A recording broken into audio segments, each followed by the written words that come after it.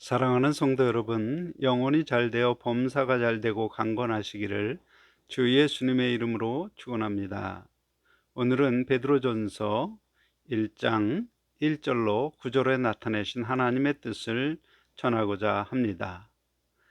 먼저 베드로전서 1장 5절 말씀, 너희는 말세에 나타내기로 예비하신 구원을 얻기 위하여 믿음으로 말미암아 하나님의 능력으로 보호하심을 받았느니라.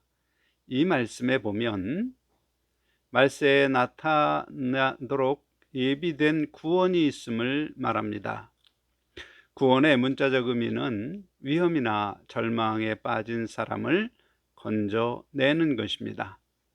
한편 로마서 10장 9절에 네가 만일 내 입으로 예수를 주로 시인하며 또 하나님께서 그를 죽은 자 가운데서 살리신 것을 내 마음에 믿으면 구원을 받으리라. 이 말씀도 사람이 받을 수 있는 구원에 관하여 설명하는데, 그 구원의 조건을 보면 예수님을 주로 믿고 시인하고 예수님의 부활을 믿는 것입니다. 여기서 한 가지 의문이 듭니다. 부활하신 예수님을 구주로 믿을 때 받게 되는 구원과 마지막 때에 나타나게 될 구원은 같은 것인지 다른 것인지 각각 구원에 관하여 살펴보도록 합니다. 먼저 부활하신 예수님을 구주로 믿고 시인함으로 받게 되는 구원은 그 구원의 조건으로 오직 믿고 시인하는 것입니다. 로마서 5장 1절에 그러므로 우리가 믿음으로 의롭다 하심을 얻었은즉 우리 주 예수 그리스도로 말미암아 하나님으로 더불어 화평을 누리자, 이 말씀을 보면 믿음이 우리에게 주는 효과는 의롭다 하심을 얻는 것입니다.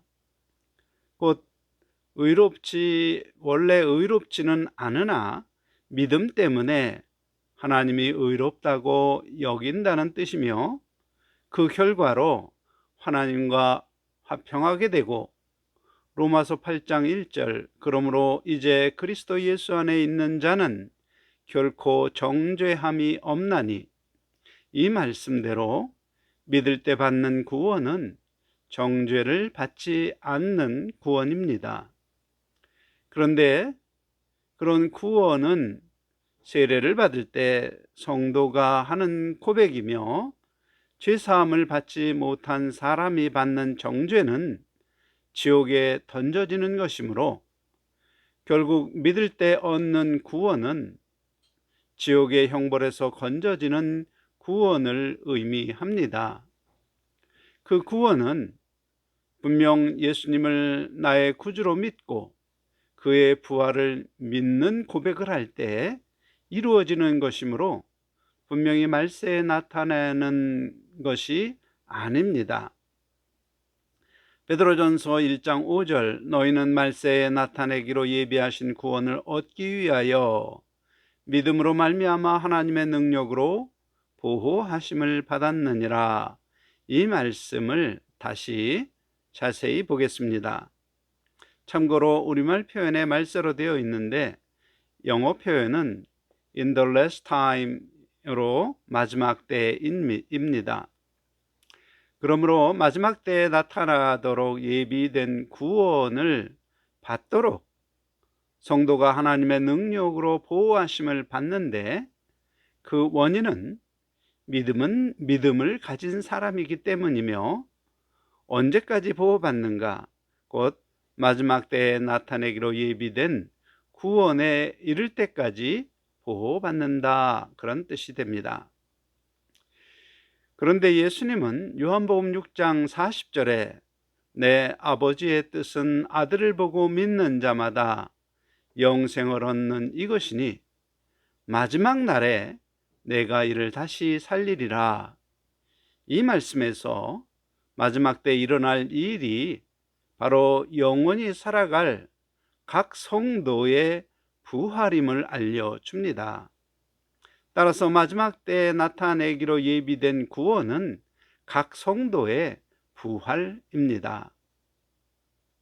따라서 앞에서 전한 이야기를 전체로 정리하면 하나님께서 예언과 예표로 증언한 보내실 메시아가 바로 예수 그리스도이심을 믿고 그를 주로 시인하고 또 예수님의 부활을 믿는 믿음이 있는 성도는 죄사함을 받아 의롭게 여김을 받음으로 지옥에 던져지는 죄의 형벌에서 이미 구원을 얻은 성도입니다. 그리고 그렇게 구원받은 성도가 믿음 안에서 사는 한 하나님의 능력으로 하나님이 능력으로 보호하셔서 마지막 날에 나타내기로 예비한 구원, 곧 영생하는 부활을 얻는다는 뜻이 됩니다. 한편 히브리서 11장 35절에 여자들은 자기의 죽은 자들을 부활로 받아들이기로 하며 또 어떤 이들은 더 좋은 부활을 얻고자 하여 심한 고문을 받되 구차히 풀려나기를 원하지 아니하였으며, 이 말씀을 보면 더 좋은 부활이 있음을 알려줍니다. 사실 더 좋은 부활이 있다는 것을 거꾸로 말하면 더 나쁜 부활이 있는 것이며 각 성도의 부활의 형체가 다르다는 것을 알려줍니다. 그러므로 마지막 날에 얻는 구원, 곧 성도의 부활은 다 같은 형체의 부활이 아니며 어떤 부활은 더 좋은 형체로, 어떤 형체는 더 나쁜 형체로 부활하게 됨을 성경이 우리에게 알려줍니다. 한편 베드로전서 1장 6절, 그러므로 너희가 이제 여러 가지 시험으로 말미암아 잠깐 근심하게 되지 않을 수는 없으나 오히려 크게 기뻐하는도다. 이 말씀은 앞에서 설명한 부활의 형체가 다르다는 사실을 깨달은 사람들의 반응입니다. 사실 베드로가 이 편지를 쓰며 활동하던 시대는 로마의 정치 권력과 유대의 종교 권력이 예수님을 메시아로 믿고 주로 시인하여 따르는 사람을 박해하던 시대입니다. 그때 박해받던 기독교인들이 이제 예수의 부활을 부인하지 않으면 사자굴에 던져져 사자밥이 될 것이라는 소문을 들었습니다. 그런 소문을 듣고 근심하지 않을 사람이 없습니다. 그렇게 근심하는 중에 마지막 때에 나타낼 것으로 예비된 구원, 곧 부활 약속의 말씀을 깨닫는 순간 오히려 기뻐하고 핍박을 피하려 하는 것을 구차하게 여기며 당당히 사자굴에 들어갔던 이유가 더 좋은 부활의 형체를 얻으려는 것입니다. 그리고 베드로전서 1장 7절, 너희 믿음의 확실함은 불로 연단하여도 없어질 금보다 더 귀하여 예수 그리스도로께서 나타나실 때에 칭찬과 영광과 존귀를 얻게 할 것이니라. 이 말씀은 핍박을 오히려 기뻐하던 성도들의 믿음에 관하여 평가하는 말인 동시에 약속의 말씀입니다. 곧 금보다 더 귀한 믿음이며 그 믿음으로 말미암아 예수 그리스도께서 나타나실 때에 칭찬과 영광과 존귀를 얻는 형체로 부활하는 성도가 될 것을 약속하시는 말씀입니다. 사랑하는 성도 여러분, 믿음으로 구원받은 모든 성도가 칭찬과 영광과 존귀를 얻는 금보다 더 귀한 믿음을 소유하게 되는 것은 아닙니다. 어떤 성도가 칭찬과 존귀와 영광을 얻게 되는 금보다 더 귀한 믿음을 가진 성도로 성장하는지 그것을 알아야 합니다. 베드로전서 1장 1절 예수 그리스도의 사도 베드로는 본도, 갈라디아, 갑바도기아, 아시아, 비두니아에 흩어진 나그네, 이 말씀은 베드로가 편지를 쓴 수신자를 목적지를 향하여 길을 가는 중도에 있는 사람을 의미하는 나그네로 표현하고 있습니다. 참고로 나그네는 목적지가 없는 세상을 떠도는 유랑자가 아닙니다. 베드로 사도는 베드로전서 1장 2절에 곧 하나님 아버지의 미리 아심을 따라 성령이 거룩하게 하심으로 순종함과 예수 그리스도의 핏부림을 얻기 위하여 택하심을 받은 자들에게, 이 말씀에서 편지의 수신자인 나그네가 어떤 사람인지 바로 설명합니다. 이 말씀의 나그네를 성도의 관점으로 보면 성도가 거룩하게 성장하도록 인도하는 성령에 순종하는 사람이고, 하나님의 관점으로 보면 예수 그리스도의 핏부림을 얻기 위하여 택하심을 받은 자들입니다. 그들이 나그네이며 이 편지의 수신자들입니다. 한편 핏부림의 의미를 알아야 비로소 하나님의 택하신 자들이 누구인지 알 수 있습니다. 레위기 17장 11절에 육체의 생명은 피에 있음이라 내가 이 피를 너희에게 주어 단에 뿌려 너희의 생명을 위하여 속하게 하였나니 생명이 피에 있으므로 피가 죄를 속하였느니라. 이 말씀은 짐승을 잡아 그 짐승의 피를 뿌리는 제사에 관한 말씀인데, 육체에 생명이 있는 피를 뿌리는 이유를 생명을 위하여 속량하는 행위인 것을 알 수 있습니다. 곧 육체에 생명이 있는 피가 육체 안에 있을 때는 생명이 있지만 밖으로 나와서 뿌려지면 그 육체의 생명이 죽음을 뜻하며, 그러므로 짐승의 피가 뿌려지는 제사로 육신대로 살 것을 요구하는 죄의 요구에 복종하던 죄의 생명이 죽고 그 죄를 속량받아 의롭게 여김을 받는 사람이며, 동시에 하나님의 법에 순종하는 사람이 나그네입니다. 거꾸로 생각하면 속량을 받아 의롭다고 여김을 받은 사람이라도 하나님의 법에 순종하지 않는 사람은 나그네가 아닙니다. 그는 이 세상의 거주자입니다. 곧 인생의 목적이 이 세상에 있는 거주자입니다. 그러므로 나그네는 인생의 목적지가 이 세상이 아니라 마지막 날에 부활 후 맞게 될 영원한 세상에 있는 사람입니다. 한편 히브리서 9장 14절에 하물며 영원하신 성령으로 말미암아 흠없는 자기를 하나님께 드린 그리스도의 피가 어찌 너희 양심을 죽은 행실에서 깨끗하게 하고 살아계신 하나님을 섬기게 하지 못하겠느냐. 이 말씀은 짐승의 피도 속죄를 이루는데 하물며 흠없는 예수 그리스도의 피가 십자가에 뿌려지고 그 피가 죄의 요구에 늘 복종하던 나의 육체의 생명이 함께 죽고 이제 예수님의 부활과 함께 나의 영의 생명이 살아서 거듭난 생명으로 성령의 인도하심에 순종하며 하나님을 섬기는 사람이 되도록 한다는 의미입니다.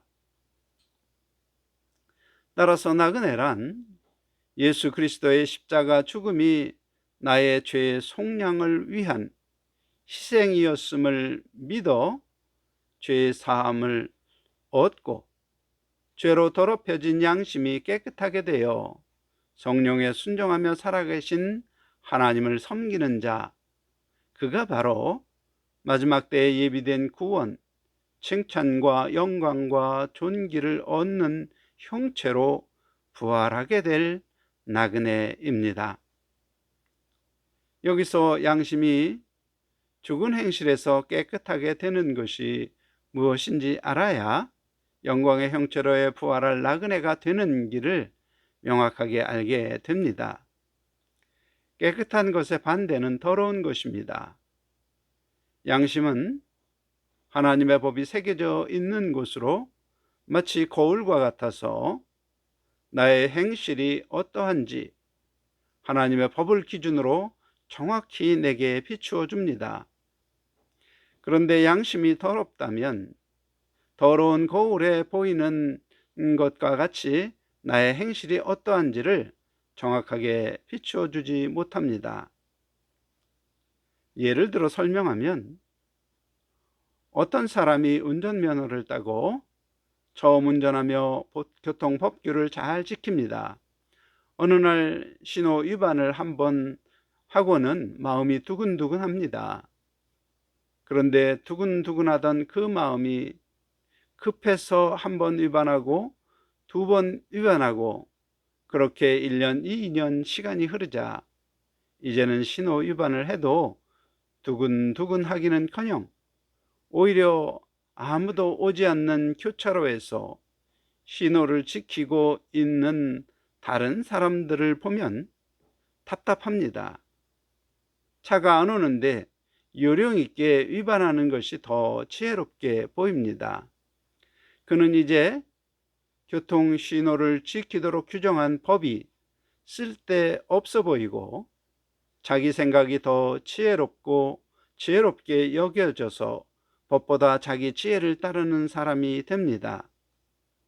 그와 같이 영적으로도 성도의 양심에 새겨진 하나님의 법이 희미하게 되는 것이 양심이 더럽게 된 사람입니다.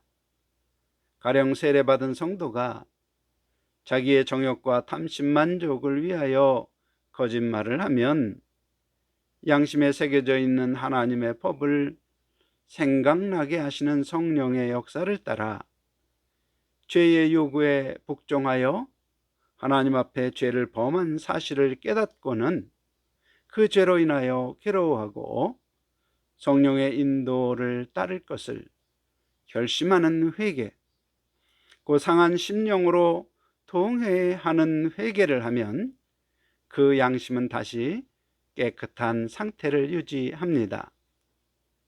그런데 성령의 책망을 받아도 거짓말을 한 죄를 회개하지 않고 자기만의 정당한 이유로 양심과 타협하고 그냥 넘어가기를 한 번, 두 번 할 때 나중에는 거짓말을 해도 양심에서 아무런 말을 하지 않고 거짓말이 자연스러워지고 오히려 정직하게 말해서 손해를 보는 것이 어리석어 보인다면 그 이유는 양심이 더러워졌기 때문입니다.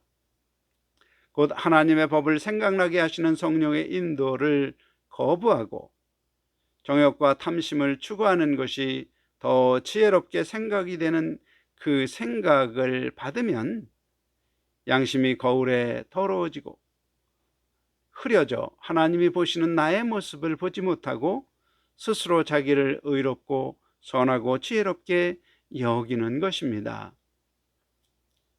더 정확히 말씀을 드리면 내 죄로 내가 받을 지옥의 형벌을 나를 불쌍히 여기신 예수 그리스도께서 대신 감당하셨으므로 내 죄가 예수님을 찌르는 가시가 되고 예수님을 때리는 채찍이 되고 내 죄가 예수님의 십자가에 박힌 못이 되어 예수님의 손발에 박혀 예수님의 손발에서 흐르는 그 피를 보고 하나님 말씀을 중심으로 살 것을 결심하면 그것이 그리스도의 피뿌림으로 양심이 깨끗하게 된 상태입니다.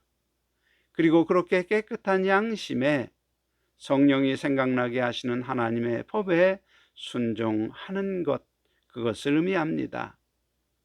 깨끗한 양심을 갖는 것이 중요한 것은 바로 깨끗한 양심을 가진 성도가 산 소망을 품도록 하나님이 역사하신다는 사실을 말씀에서 보여줍니다.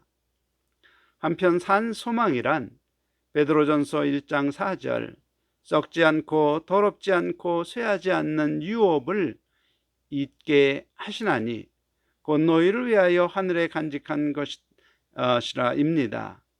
쉽게 결론적으로 말씀을 드리면 예수님께서 계시록 2장 26절에 이기는 자와 끝까지 내 일을 지키는 그에게 만국을 다스리는 권세를 주리니, 이 말씀으로 부활하신 예수님의 형체와 같은 부활의 형체를 입고 만국을 다스리는 영광을 바라보는 소망을 성령께서 그의 마음에 있게 하셨다는 뜻입니다. 그런 소망을 가지고 이 세상을 나그네로 사는 성도가 죄의 요구를 따르도록 역사하는 사탄을 이기는 자가 되어서 영광의 부활에 들어간다는 의미입니다. 여기서 산 소망과 죽은 소망의 차이를 알아야 합니다. 하나님 약속이 이루어지기를 바라는 소망을 향하여 성령에 순종하는 행함이 있다면 그가 품은 소망은 산 소망입니다. 그러나 성령의 인도에 순종하지 않는 사람이 품은 소망은 죽은 소망일 뿐입니다. 사랑하는 성도 여러분, 베드로전서 1장의 이 말씀은 영광의 부활 약속이 이루어질 것을 믿고 산 소망으로 이 땅을 사는 성도를 하나님이 권능으로 보호하여 마지막 때에 나타나기로 예비된 영광의 부활에 이르게 될 것을 약속하시는 말씀입니다. 이 하나님의 약속이 여러분과 제게 이루어져 마지막 날에 영광의 형체로 부활하여 함께 주 하나님을 찬양하는 성도가 되시기를 주 예수님의 이름으로 간절히 축원합니다. 아멘.